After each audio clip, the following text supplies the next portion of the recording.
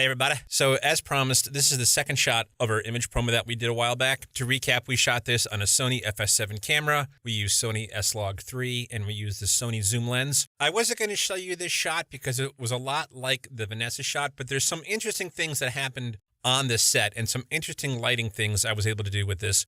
So let's take a look at the shot here. Here's the camera raw.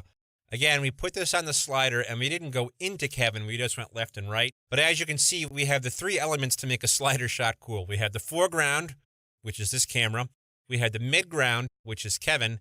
And we have the background, which is his maps. So this shot is very similar to Vanessa, but I'll go through it. Our first node, simple exposure node. Again, I'm not using a LUT because LUTs are for wimps. I'm just exposing this first node. So you can see, none of the blacks are crushed, but this black line here is this camera right here. That's going to be very black. These are the bright spots. Nothing in this picture is clipped. In retrospect, looking at this, we might have been able to open up another stop or two on the camera. I forgot what f-stop we were when we shot it. We might have been wide open. I can't remember. We turned all the studio lights off, and we just had two Kinoflows on Kevin, and I don't think we used the blue tubes on this shot. So it's just two Kinoflows on Kevin, and he's standing basically in a dark studio. So first node, basic exposure, and I pumped up the saturation. The second node, I brought the gain up just a little bit, and I went into my curves, and I brought my highlights up, and I brought my blacks down a little bit. So this is what it looks like. This crushed line here, that's the camera. I'm fine with losing the camera. This is Kevin's suit right here. We're just about crushing that. Actually, technically, I guess we are. But it looks pretty good.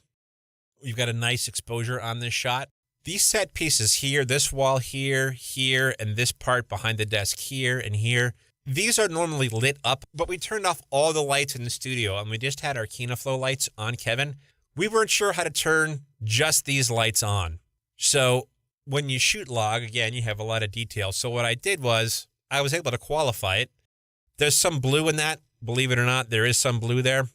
So I was able to pick it, which is why we have the blue here.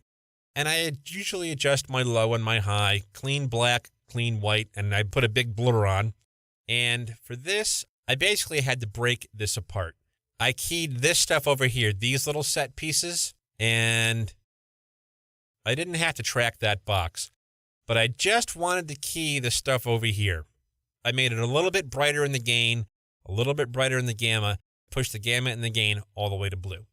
I had to mask off what it was keying because it was picking up some of the map, which I didn't want to turn bluer, and it was also picking up some of this bar down here on the desk. More on that in a second. But for this area, I just wanted the upper left part of that picture to be keyed.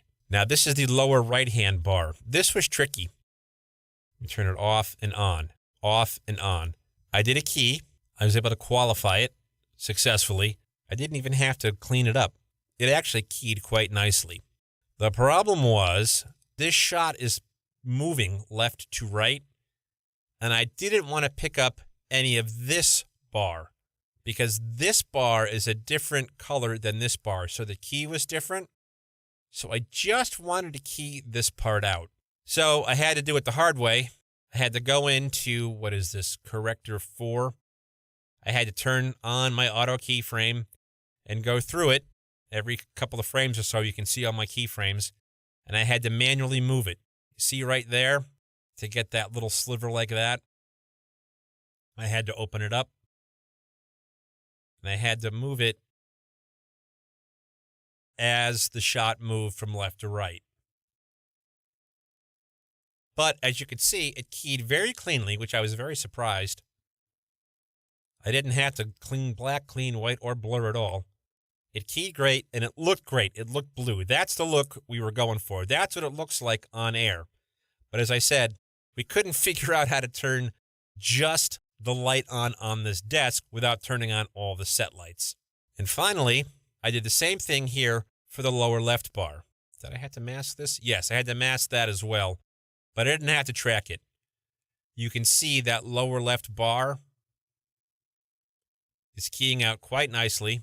I had to adjust the blur a lot. Clean black a little bit, clean white, a little bit. But it keyed quite nicely. And again, my gamma and gain, I was able to push towards the blue. And I was able to match these two colors. So as you can see, on the lower left one, the numbers are a lot different than the lower right one, because this was darker. But I was able to make it look the same all the way across, like it's one big long blue strip. This note, Kevin's face, I qualified his face and tracked the circle to it by using the tracker.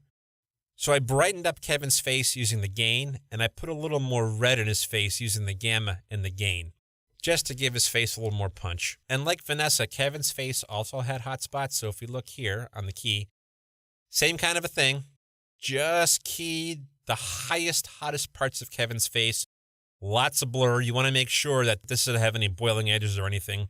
Yeah, probably not the best key in the world, but I didn't have to do that much to it. See these hot spots here on his face? And up here? I was able to knock those down just a little bit. So I did the same thing to Kevin's eyes as I did with Vanessa's. I tracked the shape to his face. And just a little bit more light on his face right there. Let me get it better still. So I'm able to put just a little bit more light onto Kevin's eyes. Just a little bit of gain and a titch of gamma. You want to be real careful when you do this, because if you do it too bright or you don't feather your mask enough, your talent's going to have raccoon eyes. It's going to look really weird. But the eyes are the window to the soul, and if I can make Kevin's eyes sparkle a little bit more or bring a little more light into his eyes, it's going to draw the viewer's attention to his face, which is where we want it on an image promo. So the last node, I put a titch of sharpening on it, and it's just on Kevin. And I also darkened this parts around Kevin. So Kevin is a little bit brighter, a little sharper, and all around him is just a little bit darker. I hope that helps you guys, and I hope that shows you the power of shooting stuff logarithmically. Now, obviously, you want to make sure your stuff is lit well and your stuff is exposed well. Shooting in log is no substitute for proper exposure, proper camera work, and good composition. But when you shoot in log, you have a lot of options in post-production. You can push or pull this footage any which way you like. The best example I can show you of that is these little panels here. That's how they would have appeared if we shot it in Rec 709 or with a video camera. But since we shot it in log and there's all that information there, it's really easy to turn them into that. So I hope that helped you guys. If you have any questions, just put them in the comment area. And do me a big favor, push the like button and subscribe to this channel. So I'm going to try to put one out once a week, every Monday or Tuesday, depending how busy I get. I will show the promo at the end so you guys can see what everything looked like in context. And happy correcting, everybody.